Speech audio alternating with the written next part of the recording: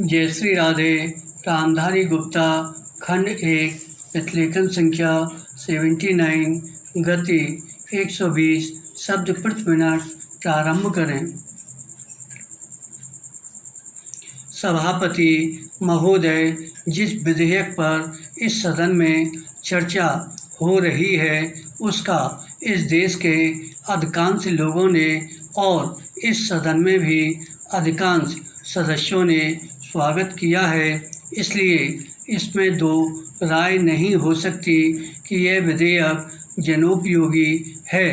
यह ठीक है कि कुछ लोगों ने, जिनके निहित स्वार्थ हैं, इस विधेयक का विरोध करने की हिम्मत की है। ऐसे लोगों में जनसंघ और स्वतंत्र पार्टी, जिनकी पूंजीवादी नीतियां हैं, उनका विरोध करना स्वाभाविक ही है। मैं आपके माध्यम से मंत्री महोदय से कह रहा था, जहां तक विधेयक का स्वागत करने का प्रश्न है, यह जनोपयोगी है।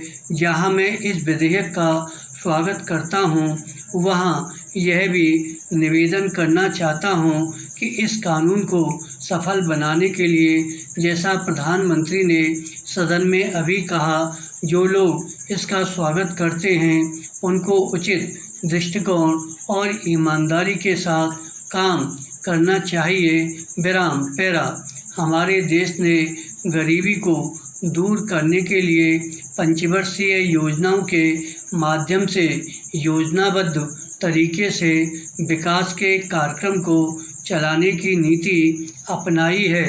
विधेयक के सिलसिले में जहां यह विरोध किया जाता है कि इस विधेयक से एक तानाशाही पैदा होगी, अर्थनायकवाद होगा, वहां मैं यह निवेदन करना चाहता हूं कि यह विधेयक उन लोगों पर जो पूंजीवाद के जरिए से, एकाधिकार के जरिए से हम पर नियंत्रण रखना चाहते थे और जिनकी पूंजी इस विधेयक के अभाव में बैंकों के माध्यम से बराबर बढ़ती जा रही थी, रोक लगाता है।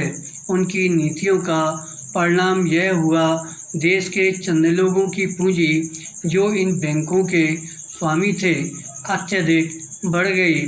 हमें मालूम है कि स्वतंत्रता के बाद देश में बिरला और टाटा की पूंजी किस प्रकार से कई गुनी बढ़ गई है।